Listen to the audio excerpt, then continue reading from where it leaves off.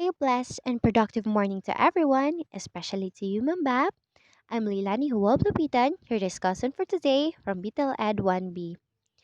And in this morning, I am going to discuss all about the building of arts, which came from the Mesopotamia and Egypt times. So, what are we waiting for? Let us start the discovery.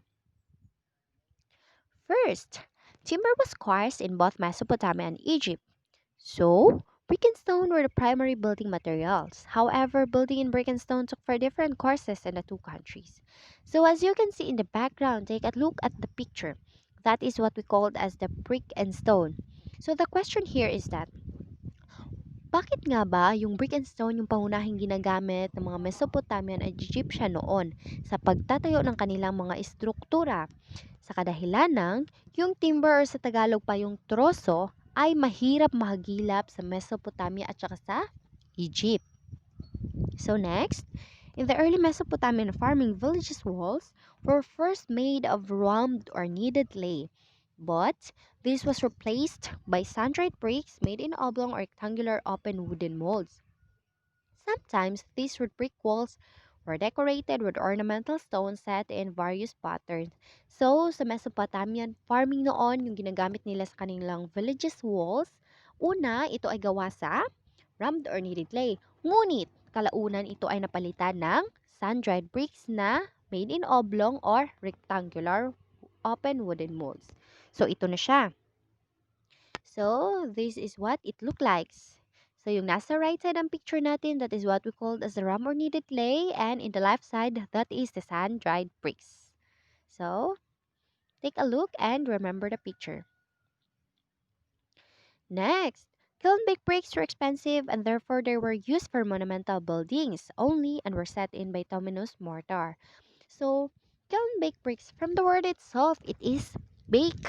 So, why is it so na yan yung kadalasan nilang ginagamit sa pagtatayo ng monumental buildings? Kasi nga, according to their times, the kiln-baked bricks ay mahal kasi nga it is much stronger than those ramp or kneaded clay or sometimes for those mud bricks.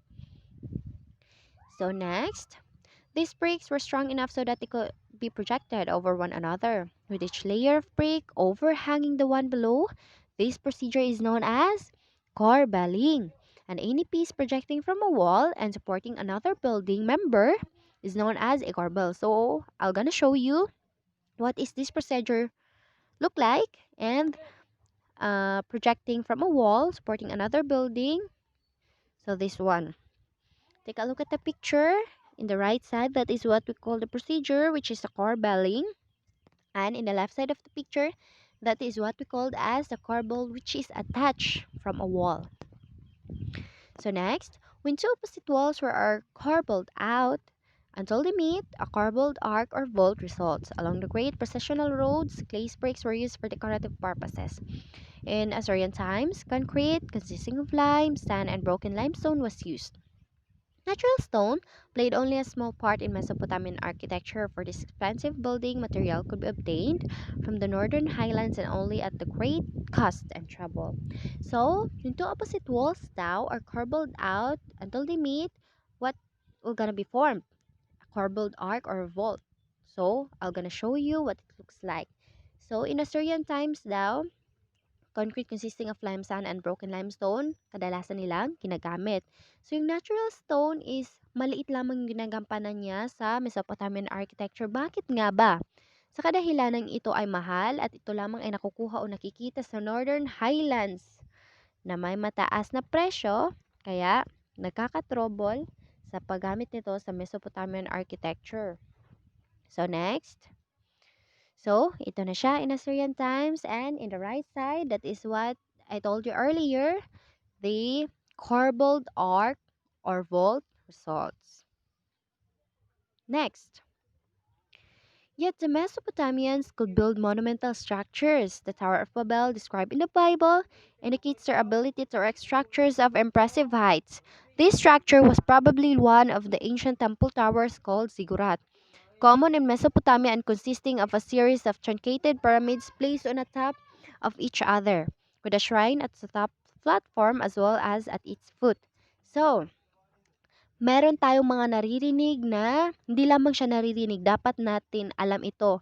Yung Tower of Babel na dinidescribe sa Bible, na which indicates to erect structures of impressive heights. Ito na siya. So, ayan. Yung nasa right side ng picture natin, take a look at it.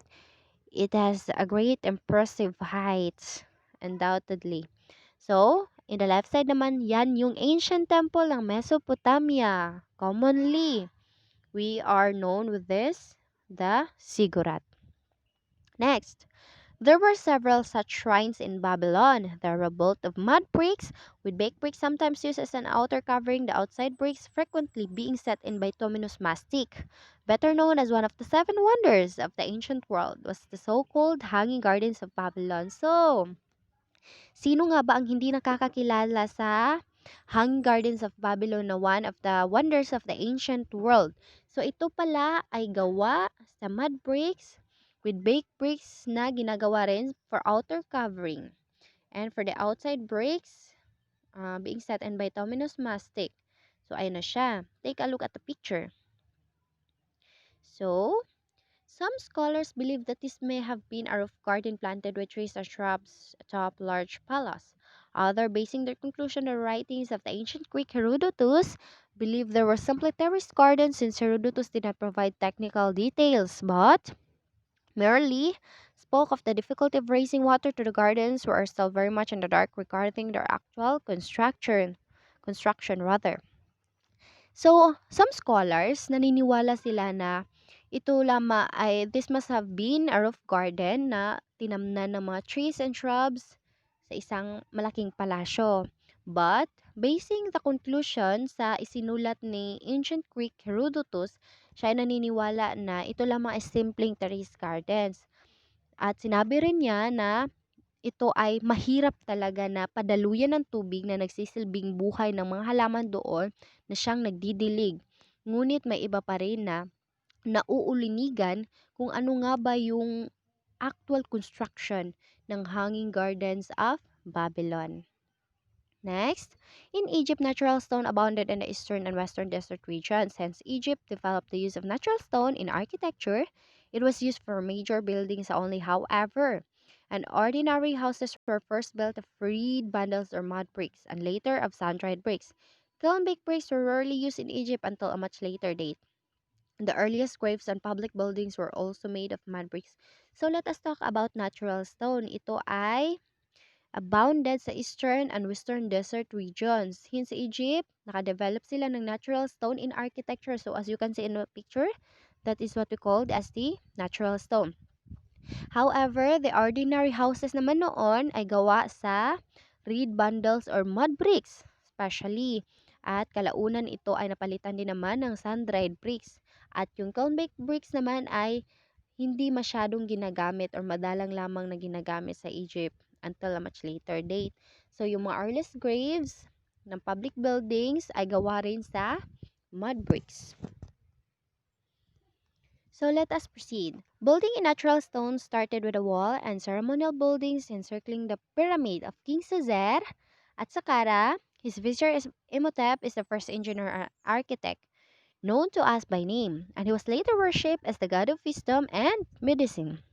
Imhotep started using small brick-sized blocks of limestone, stacking walls and pillars in small block masonry, and then shaping them on the spot to imitate reed pillars and walls.